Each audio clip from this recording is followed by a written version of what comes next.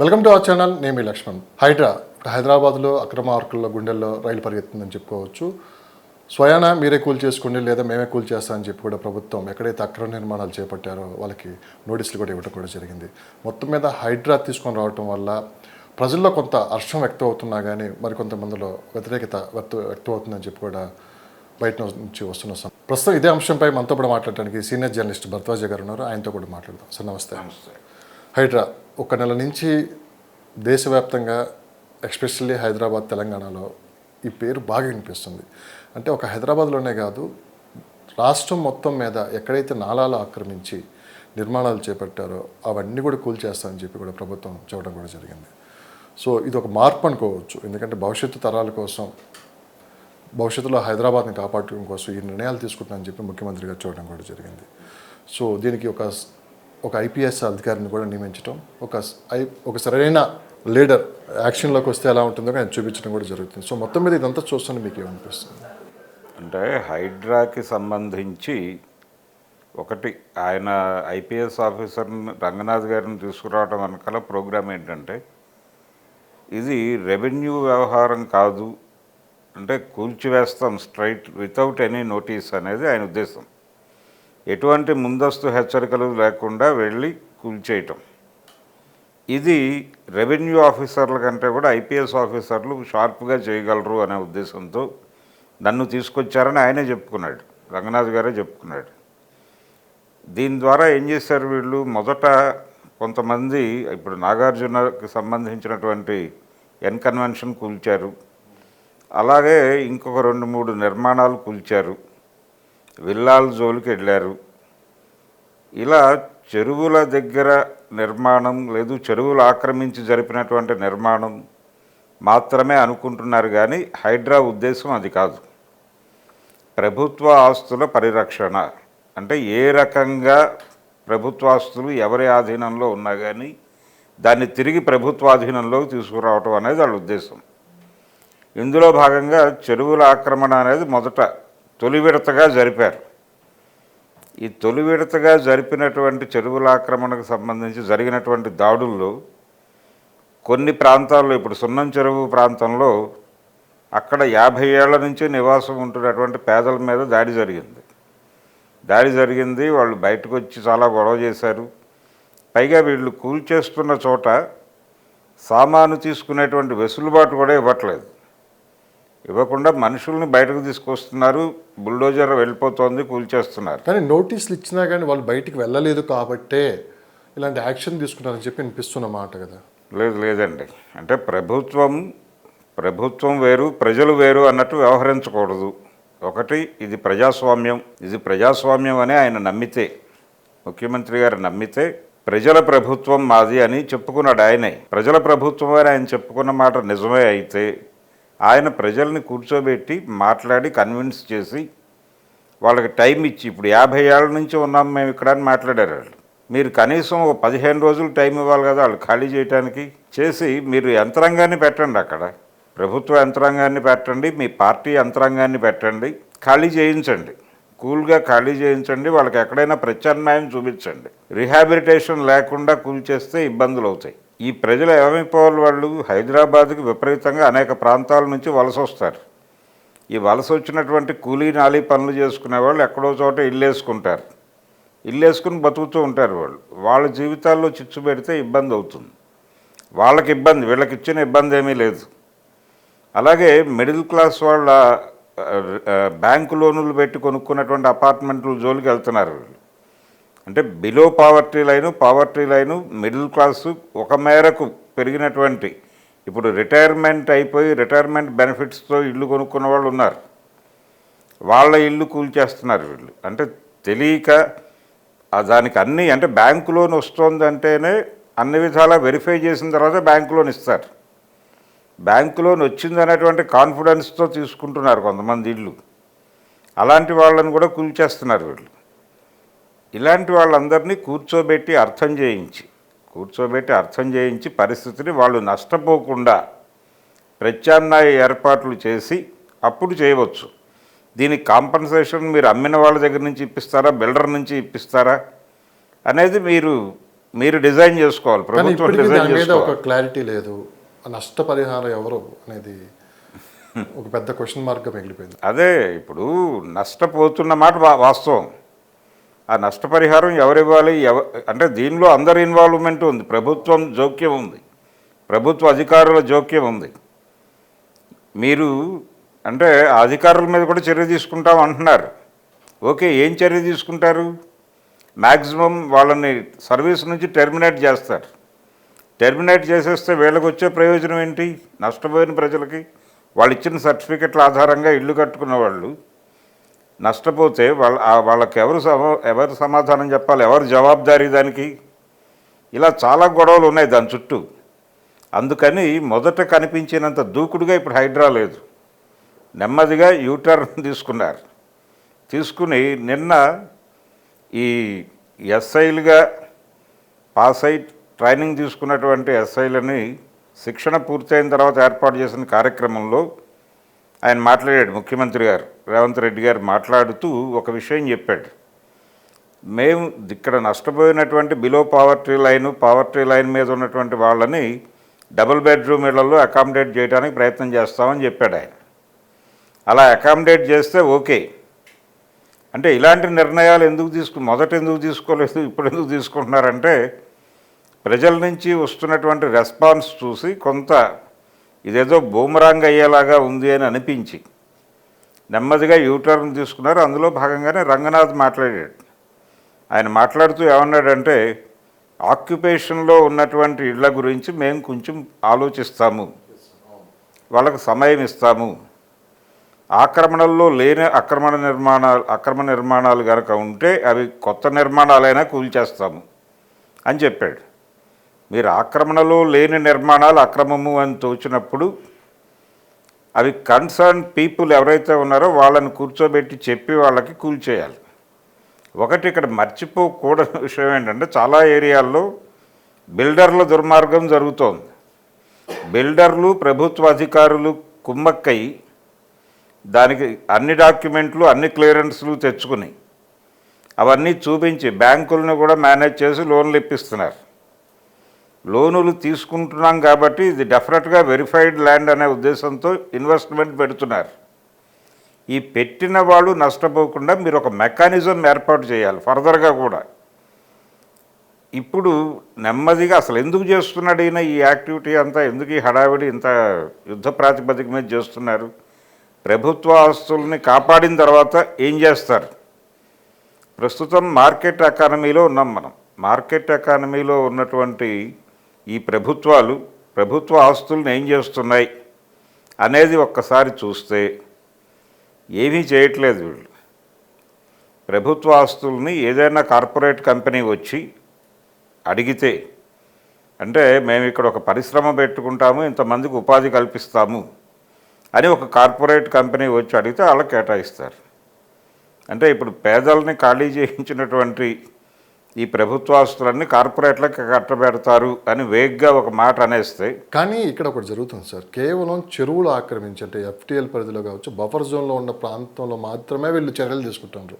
So అలాంటి ప్లేస్ని మళ్ళీ మీరు కార్పొరేట్ కంపెనీలు కట్టబెడతారండి. ఎంతవరకు దాన్ని ఆ స్థలాలు అంటలేదు నేను. హైడ్రా పరిధి చెరువుల వరకే పరిమితమై లేదు. ఆయన చెప్పాడు ఆ మాట. ప్రభుత్వ ఆస్తులు ఎవరు ఎక్కడ ఏ విధంగా కబ్జా చేసినా మేము దాన్ని తిరిగి ప్రభుత్వ అధీనంలోకి తీసుకొస్తామని చెప్పాడు క్లియర్గా రంగనాథ్ గారు. ఇది కేవలం చెరువుల కోసం పరిమితమై లేదు. ఇప్పుడు చాలా చోట్ల చిత్రపురి కాలనీలో కూడా వెళ్ళి పగలగొట్టారు, ఇల్లు పగలగొట్టారు. అవును, కొట్టారు కదా. అదే చెరువులో లేదు కదా, అక్రమ నిర్మాణాలు అనే ఉద్దేశంతో వెళ్ళి కొట్టారు. జిహెచ్ఎంసీ వాళ్ళు చేశారు ఆ పని. జిహెచ్ఎంసీ వాళ్ళు చేశారు. అవును. ఇలా హైడ్రా కూడా ఎంటర్ అవుతోంది చాలా చోట్ల. ఇంకా పూర్తి స్థాయిలో ప్రభుత్వ ఆస్తుల పరిరక్షణలోకి వీళ్ళు ఎంటర్ కాలేదు, చెరువుల దగ్గరే ఉన్నారు. కానీ వీళ్ళ ప్రోగ్రాంలో అది కూడా ఉంది. ఈ కాపాడినటువంటి ప్రభుత్వ భూములను ఏం చేస్తారు అనేది ఒక ప్రశ్న వేస్తే, ఇవి కార్పొరేట్ కంపెనీలకు అప్పచెప్తున్నారు కదా ఆల్రెడీ. మీరు ఇప్పుడు చాలా కంపెనీలు, ప్రభుత్వ కంపెనీలు చాలా మూతపడ్డాయి. ఏది లిబరలైజ్డ్ ఎకానమీలో 95 తర్వాత చంద్రబాబు గారు ఉమ్మడి రాష్ట్ర ముఖ్యమంత్రిగా ఉన్న రోజుల్లో లిబరలైజేషన్లోకి ఎంటర్ అయ్యాం మనం. పివి నరసింహారావు గారి నేతృత్వంలో వచ్చినప్పుడు చాలా ప్రభుత్వ సంస్థలు మూతపడ్డాయి, ప్రాగా టూల్స్ లాంటివి, హెచ్ఎంటీ, ఇవన్నీ. ఆ ప్రాపర్టీస్ అన్నీ ఇప్పుడు ఏమైపోయినాయి, రకరకాల కార్పొరేట్ కంపెనీలకు అప్పచెప్పేశారు. ఇవన్నీ మనం చూస్తూ మన కళ్ళ ముందు జరిగిన చరిత్రే. ఇదే జరగబోతోంది రేపు పొద్దున అని జనాలు అనుకుంటే, అంటే మీరు మా ఇల్లు కూల్చేసి మీరు తీసుకెళ్ళి కార్పొరేట్లకు పెట్టేస్తున్నారు అనే అభిప్రాయం ప్రజల్లో బలపడితే ఇబ్బంది అవుతుంది. అది పొలిటికల్ ఇష్యూ. పొలిటికల్ ఇష్యూగా జీవితాలకు సంబంధించిన గొడవ. ఇది జనంలో ఇంకుతోంది అనే అభిప్రాయం ప్రభుత్వానికి కొంతవరకు స్మెల్ వచ్చింది. వచ్చిన తర్వాత ఇది కొంత యూటర్న్ తీసుకునేటువంటి ప్రయత్నంలో ఉన్నాడు ఆయన. అదే కనిపించింది నిన్న ఆయన ప్రసంగంలోనూ కనిపించింది, రంగనాథ్ గారి స్టేట్మెంట్లోనూ అదే కనిపించింది. అదే దాంట్లో కూడా ఒక మాట కూడా అన్నారు, ఇక నుంచి బఫర్ జోన్లో ఎవరైనా కన్స్ట్రక్షన్ చేపట్టాలంటే ఖచ్చితంగా హైడ్రా నుంచి ఎన్ఓసి తీసుకోవాలి, ఎన్ఓసి పర్మిషన్ ఉంటేనే అక్కడ కన్స్ట్రక్షన్ చేయడం. అదే హైడ్రా నుంచి ఎన్ఓసి తీసుకొని నిర్మాణం చేసుకోవాలి. ఓకే, అంటే ఇప్పటి వరకు ఉన్నటువంటి వ్యవస్థలకి ఎలాగైతే వాళ్ళు అన్ని పేమెంట్లు చేసుకుంటున్నారో అలాగే హైడ్రాకు కూడా వచ్చి అక్కడ విధి విధానాలన్నీ నిర్వర్తించి ఒక పర్మిషన్ తీసుకుని కట్టుకుంటారు. ఇప్పుడు చంద్రబాబు నాయుడు గారు ముఖ్యమంత్రి అయినప్పుడు ఒక ఇది తీసుకొచ్చాడు. ఏది, మీరు రోడ్డు మీద నుంచి 10 అడుగులు వెనక్కి నిర్మాణం ఉండాలి, మీ స్థలంలోనే 10 అడుగులు వదిలేసి కట్టుకోవాలి అన్నాడు ఆయన. సెట్ బ్యాక్స్ అని ఒక జీవో తీసుకొచ్చాడు. అప్పుడు ఆ జీవో తీసుకురాగానే బిల్డర్లు అందరూ కంగారు పడ్డారు, అపార్ట్మెంట్లు కట్టే బిల్డర్లు అందరూ కంగారు పడ్డారు. ఈ సెట్ బ్యాక్ వదిలేస్తే ఎలాగా ఇబ్బంది అవుతుంది కదా మన నిర్మాణానికి అని. అప్పుడు సెట్ బ్యాక్ లేకుండా కట్టేస్తే ఏమిటి అని అడిగారు వీళ్ళు వెళ్ళి. మీరు రెగ్యులరైజ్ చేయించుకోండి వాటిని ఫీజు కట్టి అన్నారు. రెగ్యులరైజేషన్ చేయించుకున్నారు. కట్టేయటం, రెగ్యులరైజ్ చేయించుకోవటం అనేది ఒక ప్రాసెస్గా మొదలైంది. ఇలా ఇప్పుడు ఈ హైడ్రా నుంచి ఒక ఎన్ఓసి తీసుకోవాలి అంటే దానికి ఏదో ప్రాసెస్ ఉంటుంది. ఆ ప్రాసెస్లోకి వెళ్ళిపోతారు వీళ్ళందరూ. ఒక 50 ఏళ్ల తర్వాత మళ్ళీ ప్రపంచం ఈ విషయం మాట్లాడుకుంటుంది. సో ఇది సహజంగా జరిగేటువంటి ప్రక్రియ. కాకపోతే దీనిలో middle class, lower middle class, అలాగే దీన్ని దరిద్ర రేఖకి దిగువన ఉన్నవాళ్ళు, కొద్దిగా పైన ఉన్నవాళ్ళు, వీళ్ళందరూ సఫర్ అవుతున్నారు. కానీ ఇక్కడ మీరు ఒకటి గమనించారో లేదు, కాంగ్రెస్ పార్టీ అధికారంలో ఉంది, కాంగ్రెస్ పార్టీ లీడర్స్ లేదు, అపోజిషన్ లేదు, ప్రతిపక్షం లేదు, మొత్తం అందరి కూడా కూల్చేస్తున్నారు. పల్లనరాజు తీసుకొని, పల్లనరాజు గారు డైరెక్ట్ రాహుల్ గాంధీ దగ్గరికి వెళ్ళి ఎంత మొరపెట్టుకున్నా కానీ చివరికి రేవంత్ రెడ్డి గారు చేయాల్సిన పని చేసుకుంటూ వెళ్తున్నారు. కాస్త ప్రభుత్వం మీద వ్యతిరేకత వస్తుందని తెలిసి కూడా ఒక స్ట్రాంగ్ స్టెప్ తీసుకొని ముందుకు వెళ్తున్నారు ఆయన. అదే ఇమేజ్ కోరుకుంటున్నాడు ఆయన, ఈ ఇమేజ్ కావాలి అని కోరుకుంటున్నాడు. అంటే ఒకటి, హైదరాబాదు అంటే అర్బన్ ఓటరు లేదు సిటీ ఓటరు గత 2 ఎన్నికల్లో కాంగ్రెస్తో ఎలా వ్యవహరించాడు అనేది ఒకసారి చూస్తే, అసెంబ్లీ ఎలక్షన్స్లో బీఆర్ఎస్ వైపు చూశాడు ఓటరు. అలాగే పార్లమెంట్ ఎలక్షన్స్కి వచ్చేసరికి అప్పుడు బీఆర్ఎస్కి పడిన ఓటింగ్లో కొంత భాగం మాత్రమే కాంగ్రెస్కి టర్న్ అయింది, కొంత భాగం బీజేపీకి వెళ్ళింది. ఇది ఓటర్ పరిస్థితి. ఓటర్ ఎందుకు అలా వెళ్ళాడు? మొదట అసెంబ్లీ ఎన్నికల్లో ఎందుకు బీఆర్ఎస్ వైపు చూశాడంటే, సిటీ ఓటర్లు సెటిలర్లు ఎక్కువ. ఈ సెటిలర్ అంటే కేవలం ఆంధ్ర నుంచి వచ్చిన వాళ్ళు కాదు, మొత్తం ప్రపంచవ్యాప్త సెటిలర్లు ఉన్నారు ఇక్కడ. ఈ ప్రపంచవ్యాప్త అంటే జనరల్గా సెటిలర్ యొక్క మనోభావాలు ఎలా ఉంటాయి, లోకల్గా ఎవరైతే బలంగా ఉన్నారో వాళ్ళకు అనుకూలంగా వ్యవహరించాలి అనేది మైండ్ సెట్ అయిపోయి ఉంటుంది వాళ్ళకి, ఎందుకంటే లోకల్గా బతకాలి కాబట్టి. ఇప్పుడు ఆ ఇమేజ్ సంపాదించుకునే ప్రయత్నంలో రేవంత్ రెడ్డి ఉన్నాడు అని అంటే వాళ్ళ దగ్గర సమాధానం లేదు. ఒక కంట్రోల్ తీసుకునేటువంటి ప్రయత్నం జరుగుతోంది అన్ని వ్యవస్థల మీద. అందులో భాగంగానే ఇది జస్ట్ ఆయన ఝలక్కిచ్చాడు అంతే. ప్రమాదం భవిష్యత్తులో అంత సీరియస్గా ఉండకపోవచ్చు, నెమ్మదిగా వాళ్ళు సెటరైట్ చేసుకునేటువంటి పనిలో ఉన్నారు, నెక్స్ట్ ఎలక్షన్కి సెట్ చేసుకునేటువంటి ప్రయత్నంలో ఉన్నారు. అందులో భాగంగానే ఇప్పుడు చాలా చోట్ల రకరకాల చర్చలు జరుగుతున్నాయి. రెండోది, దీనికి సంబంధించి ఏ రాజకీయ పార్టీ కూడా రోడ్డు మీదకి వచ్చి మాట్లాడలేదు. ఎందుకు? ఇప్పుడు ఒక రకంగా నిజంగా ఆ రోజు టీఆర్ఎస్ పార్టీ 10 సంవత్సరాలు అధికారంలో ఉంది, అంతకుముందు కాంగ్రెస్ పార్టీ అధికారంలో ఉంది, అంతకుముందు తెలుగుదేశం పార్టీ అధికారంలో ఉంది. తెలుగుదేశం 95 నుంచే పర్మిషన్లు ఇచ్చుకుంటూ వస్తున్నారు ఇవన్నీ. ఎందుకంటే మనం రీసెంట్గా 30 సంవత్సరాల బిల్డింగ్ కూడా కూల్చేశారు. సో అప్పుడెప్పుడు గవర్నమెంట్ పర్మిషన్ ఇచ్చింది, గవర్నమెంట్ మేము ట్యాక్స్ పే చేస్తున్నాం, ప్రతిదీ పే చేస్తున్నాం, గవర్నమెంట్కి వెళ్ళాల్సిన ట్యాక్స్లను కూడా పే చేస్తున్నాం, అయినా కానీ మా భవనాలు ఎందుకు కూల్చేశారని చెప్పి ఒక కామన్ మ్యాన్ ప్రశ్నిస్తున్నాం అన్నాడు. అంటే చాలా చోట్ల 95 నుంచి జరుగుతున్నమాట వాస్తవం. అంటే 95లో కూడా ఒక క్రైసిస్ వచ్చింది. 95లో కూడా చెరువుల్లో నిర్మాణాలు కూలిపోయినటువంటి సందర్భాలు వాటంతటవే. కూలిపోయిన అపార్ట్మెంట్ల కథలు హైదరాబాద్ నుంచి చాలా రిపోర్ట్ అయ్యేవి అప్పట్లో పేపర్లో. ఈ రిపోర్ట్ అవుతున్న దశలో అపార్ట్మెంట్ల నిర్మాణం క్వాలిటీ కంట్రోల్ మీద చర్యలు తీసుకోవాలని అప్పటి ముఖ్యమంత్రి చంద్రబాబు నాయుడు చాలా సీరియస్గా దాడి చేయటం జరిగింది. అయితే కూల్చివేతలు వీటి జోలికి వెళ్ళలేదు సాధ్యమైనంత వరకు. అంటే ఆయన ప్రధానంగా ఇబ్బంది పెట్టింది సెట్ బ్యాక్స్ విషయంలో. అది కూడా ప్రభుత్వం ఎప్పుడైనా వినియోగంలోకి తీసుకోవడానికి ప్రయత్నం చేస్తే ప్రభుత్వం కూల్చివేస్తే ఇబ్బంది కలుగుతుంది కాబట్టి మీరు నిర్మించేటప్పుడే సెట్ బ్యాక్తో వెళ్ళండి అన్నాడు. అది ప్రభుత్వానికి రాసిచ్చేయండి అని కూడా అన్నాడు. అది కొంచెం బూమరాంగ్ అయింది ఆ టైంలో. అంటే డాక్యుమెంట్లో ఈ ప్రాపర్టీ నాదే, కానీ ప్రభుత్వం గనక అవసరమని భావిస్తే ప్రభుత్వం తీసుకోవడానికి అనువుగా ఈ 10 అడుగులు వదిలిపెడుతున్నానని ఒక వాక్యం ఉండేది డాక్యుమెంట్లో, ఇప్పటికీ ఉంది అది. ఈ సెట్ బ్యాక్స్ నేరుగా ప్రభుత్వానికి ఇవ్వడానికి అధికారం కల్పిస్తూ రిజిస్ట్రేషన్ జరుగుతుంది. దీని మీద చాలా విస్తృతమైన చర్చ జరిగింది ఆ రోజుల్లో. తర్వాత ఎవరి పద్ధతుల్లో వాళ్ళు సెట్ బ్యాక్స్ లేకుండానే కట్టారు. ఇలాగే జరుగుతుంది నెమ్మదిగా.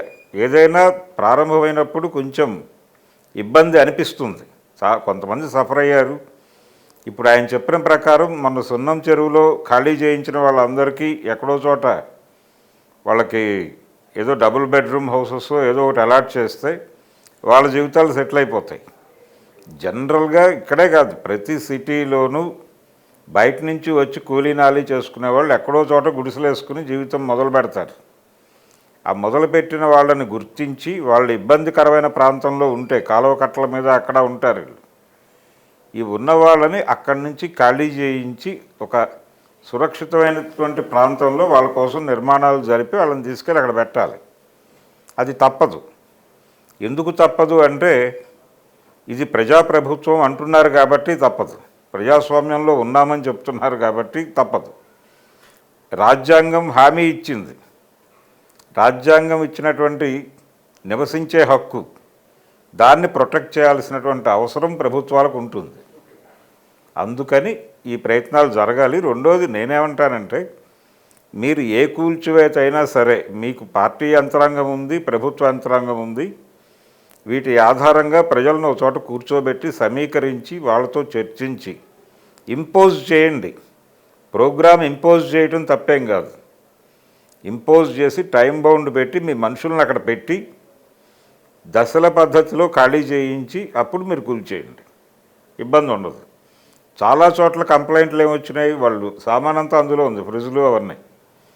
ఇప్పుడు విజయవాడలో వరదలు వచ్చి ఇళ్లల్లోకి నీళ్లు వెళ్ళిపోయి వాళ్ళ ఏ వస్తువు పనిచేయలేని పరిస్థితికి వచ్చింది. దానికి అక్కడ ప్రభుత్వం ఏం చేస్తోంది, కూటమి ప్రభుత్వం రకరకాల ఎలక్ట్రానిక్ కంపెనీలతో టైఅప్ పెట్టుకుని, బాబు మీరు తక్కువ ధరలో వీటన్నిటినీ మళ్ళీ పనిచేసేటట్టు చూడండి అని అంటున్నారు.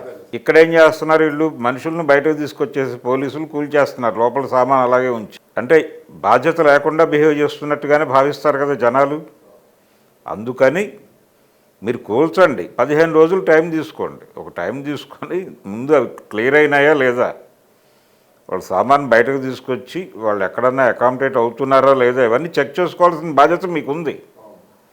కూల్చివేయటానికి ఎంత బాధ్యత ఉందో ఆ ప్రజల్ని జాగ్రత్తగా రీహాబిలిటేట్ చేయడానికి కూడా మీకు బాధ్యత ఉంది. ఇప్పుడు అక్కడే సార్ కామన్ మ్యాన్ నుంచి ఒక విల్లా కావచ్చు, ఒక ప్లాట్ కావచ్చు, ఒక ₹1,00,000 శాలరీ వచ్చేవాళ్ళు చాలామంది బ్యాంక్ లోన్స్ తీసుకొని అప్పులో తీసుకొని మొత్తానికి ఒక సొంత ఇల్లు ఇక్కాలని నెరవేర్చుకుంటారు. ఆ సొంత ఇల్లుని కళ్ళ ముందే కూలిపోతుంటే అది మళ్ళీ వెనక్కి రాదు, దాంట్లో పెట్టిన రూపాయి కూడా వెనక్కి రాదంటే వీళ్ళ పరిస్థితి ఏంటి రేపొద్దున అని చెప్పి కూడా ప్రశ్న మొదలవుతుంది.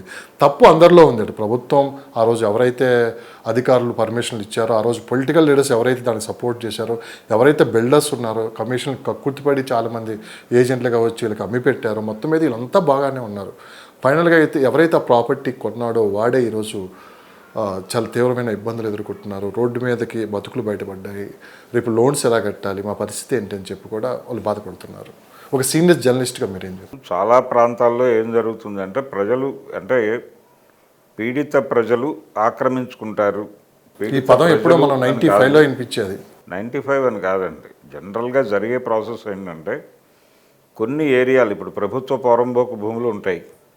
ఆ ప్రభుత్వ పోరంబోకు భూములు అలాగే నదులు, చెరువులు ఇవన్నీ ఆక్రమణలు ఎలా జరుగుతాయంటే లోకల్గా కూలీ నాలీ చేసుకునేటువంటి బడుగు జీవులు అక్కడ గుడిసెలు వేసుకుని ఉంటారు. ఒక క్రమంలో ప్రభుత్వం వీళ్ళని పీకేసే ప్రయత్నం చేస్తుంది. చేసినప్పుడు వీళ్ళు వెళ్ళి ధర్నాలు చేస్తారు కలెక్టర్ ఆఫీసుల దగ్గర. చేసినప్పుడు కలెక్టర్లు కొంత విచక్షణతో సరే ఉండండి అని ఒక హామీ ఇస్తారు. అక్కడ ఉంటారు వీళ్ళు. ఆ ఉంటున్న క్రమంలో నెమ్మదిగా కరెంట్ వస్తుంది, రోడ్లు వస్తాయి, వాటర్ వస్తుంది, అన్నీ అక్కడ వరకు వాళ్ళు బతుకుతూ ఉంటారు. బతుకుతున్నటువంటి టైంలో ఏదో ఒక ప్రభుత్వం దయదలిచి వాళ్ళకి బీఫారాలు ఇస్తుంది. బీఫారం అంటే ఏమిటి? అది అంటే మీరు జీవించినంతకాలం మీరు దానిలో ఉండడానికి మీకు హక్కు కల్పిస్తున్నామని మాత్రమే ఉంటుంది దానిలో. దీన్ని నెమ్మదిగా నోటరీ చేయించి రిజిస్ట్రేషన్లు చేసుకునే వాళ్ళు వస్తారు. బీఫారాలు వచ్చిన తర్వాత వాళ్ళు ఒక 5-6 ప్లాట్లు 7-8 ప్లాట్లు కలిపి ఏదో ఒక రేటు, వాళ్ళకేవో అవసరాలు ఉంటాయి, నెమ్మదిగా వీళ్ళ దగ్గర నుంచి తీసుకుని ఆ 5-6 ప్లాట్లు లేదు 10 ప్లాట్లు కలిపేసి ఒక వెంచర్ వేసేస్తారు. అక్కడికి మిడిల్ క్లాస్ వాళ్ళు వస్తారు. మొదట చాలా తక్కువ ధరతో మొదలవుతుంది ఈ వెంచర్. కంపారిటివ్గా చాలా ప్రాంతాల కంటే ఇక్కడ తక్కువగా వస్తుంది కాబట్టి అట్రాక్ట్ అవుతాడు మిడిల్ క్లాస్ వాళ్ళు. ఎంటర్ అయ్యి బ్యాంక్కి వెళ్తారు. బ్యాంకులో లోన్ బిల్డరే ఇప్పిస్తాడు, అయిపోతుంది. బ్యాంకు లోన్ ఉంది కాబట్టి మనకేం కాదు అనే భరోసాతో దిగుతారు వాళ్ళు. దిగిన తర్వాత ఏదో ప్రభుత్వం వచ్చి ఇది చెరువులో ఉందని చెప్పి కూల్చేస్తుంది. ఏమైపోవాలి? ఇప్పుడు ఆ బ్యాంక్ లోన్ ఏంటి పరిస్థితి? ఇప్పుడు ఆ బ్యాంకు లోన్లు ఆగుతారా? ఆగరు కదా, వచ్చేస్తారు. మీరు ఏం వెరిఫై చేసి మాకు లోన్ ఇచ్చారు అని అడగగలరా వీళ్ళు? అడిగితే వినేవాడు ఎవడు? ఇలా చాలా గందరగోళం ఉంది. జనాలు పారిపోతారు. ముందు చూద్దాం అసలు ఏం జరుగుతుందో ఏంటో కొంత క్లారిటీ అయితే ఇప్పుడే వస్తుంది. అయితే అడ్రస్ చేయాలనుకుంటోంది. ఇప్పటివరకు జరిగినటువంటి వ్యవహారాలకు సంబంధించి సెటరైట్ చేసే ప్రయత్నంలో ఉన్నాము అనే మాట అయితే వాడాడు ఆయన. సెటరైట్ చేసే పనిలో ఉన్నారు. కొంచెం దూకుడు తగ్గింది. అయితే ఇప్పుడు ఫామ్ హౌసుల మీదకి వెళ్తున్నారు. ఆయన ఇంకో మాట అన్నాడు. ఈ ఫామ్ హౌస్లన్నీ ఇలా చెరువులు ఆక్రమించి కట్టినటువంటి ఫామ్ హౌస్లో వీళ్ళు వ్యర్థాలన్నీ కూడా చెరువుల్లోకి వదిలేస్తున్నారు. అవి సిటీ ప్రజలు తాగేటువంటి నీరులోకి వెడుతున్నాయి. దానికి ఎవరు జవాబుదారీ అని అంటున్నాడు ఆయన. సో ఫామ్ హౌసుల జోలికి వెళ్తే ఎవరికి ఇబ్బంది లేదు. ప్రపంచానికి ఇబ్బంది లేని గొడవ. ఆ ఏరియాలో కొంత హడావిడి డెఫినెట్గా జరుగుతుంది. అయితే ఈ middle class, below middle class లేకపోతే బిలో పావర్టీ లైన్ ఈ జోలికి వెళ్ళటం అనేది తగ్గుతుంది. ఈ తగ్గించడం ద్వారా ఆల్రెడీ ఆయన ఏం చేయదలుచుకున్నాడో అది అయిపోయింది. ఆ ప్రోగ్రామ్ అయిపోయింది కాబట్టి దీని ప్రభావం తగ్గుతుంది. అందుకనే ఇవన్నీ వస్తున్నాయి. ఇప్పుడు మీరు ఫర్దర్గా నిర్మాణాలు జరుపుకోవాలంటే ఎన్ఓసి తీసుకోవాలి హైడ్రా నుంచి. ఇవి మొదట లేవు, ఇప్పుడు వస్తున్నాయి. అంటే ప్రజల నుంచి వచ్చే ప్రెజర్ తగిలింది. ప్రెజరు జరుగుతుందో ఏంటి? ప్రతిపక్షాల నుంచి కావచ్చు, అధికార పక్షం నుంచి కావచ్చు. రాజకీయ పార్టీలు ఏవీ మాట్లాడలేదు దీని మీద. ఎవరి లొసుగులు వాళ్ళకున్నాయి, ఎవరి విల్లాలు వాళ్ళకున్నాయి. ప్రతి ఒక్కరికి ఎక్కడో చోట కన్స్ట్రక్షన్ యాక్టివిటీ ఉంది. వాళ్ళకి సంబంధించినటువంటి విల్లాస్ మీద కూడా వెళ్ళటం జరిగింది. సో దీనికి సంబంధించి ఏం మాట్లాడితే ఏ గొడవ చేస్తే అంటే జనం కలిసి వస్తారా కదిలొస్తారా అనేది ఇబ్బంది. జనాలని కదిలించే పరిస్థితుల్లో రాజకీయ పార్టీలు కూడా, ఈవెన్ కమ్యూనిస్ట్ పార్టీలు కనిపించలేదు. సున్నం చెరువు ఏరియాలో ఎక్కడ కమ్యూనిస్ట్ పార్టీ కనిపించలేదు. ఎక్కడా కూడా. అంటే సున్నం చెరువు ఏరియాలో పర్టికులర్గా బిలో పావర్టీ లైన్ వాళ్ళని కొట్టారు. అక్కడ కూడా ఎవరు కనిపించలేదు. ఏ పొలిటికల్ పార్టీ కనిపించలేదు. లోకల్ కార్పొరేటర్లు కూడా ఎవరు రోడ్డు మీదకి రాలా. అందరూ పారిపోయారు, తప్పించుకున్నారు, అవాయిడ్ అయిపోయారు. రేపు వచ్చి మేము సర్దుబాటు చేస్తాంలేమ్మా అని మాట్లాడతారు. ఒక హడావిడి అయితే క్రియేట్ చేయగలిగారు, భయపెట్టగలిగారు. అంటే వ్యవస్థల్ని తన కంట్రోల్లో తీసుకునేటువంటి ఒక ప్రయత్నం మొదలుపెట్టాడు ఆయన. అక్కడ వరకు సక్సెస్ అయినట్టుగానే భావించాలి. కాస్త సాధారణంగా పెళ్లి చేయాలంటే ఇటు 7 తరాలు అటు 7 తరాలు అంటారు కదా. సో ఆ సామెత ఇప్పుడు ఈ ప్రాపర్టీ కొనే ముందు, ఒక ప్రాపర్టీ కొనాలంటే ముందు తరాలు వెనక తరాలు కూడా చూడాలి. సిచ్యువేషన్ ఇప్పుడు వచ్చింది అని చెప్పి అంటున్నారు. చూస్తారు జనరల్గానే. కానీ ఇవి కొనుక్కున్న వాళ్ళు ఎవరు అనేది, మిడిల్ క్లాస్ వాళ్ళు కొనుక్కుంటారు. వాళ్ళు ఎలా కొనుక్కుంటారు? తక్కువ ధరకు వస్తుంది ఫలానా చోట. ఇప్పుడు మునిగిపోయే ప్రాంతంలో మాకు స్థలాలు తక్కువ రేటుకు వస్తున్నాయని మేము ధైర్యంగా కొనుక్కున్నామని చెప్పారు. అక్కడ ఎక్కడ బుడమేరు ఆక్రమణల్లో స్థలాలు కొనుక్కుని మునిగిపోయేటువంటి వాడు. అలాగే ఇది కూడా ఏదైనా అలాగే జరుగుతుంది. చూద్దాం, ప్రభుత్వం దూకుడు ఇలానే ఉంటుంది. ప్లస్ హైడ్రా మీద మరి ఎలాంటి నిర్ణయాలు ఉంటాయి, ప్రజల నుంచి ఎలాంటి స్పందన ఉంటుందో ముందు ముందు మనకు తెలుస్తుంది. ధన్యవాదాలు సార్. నమస్తే.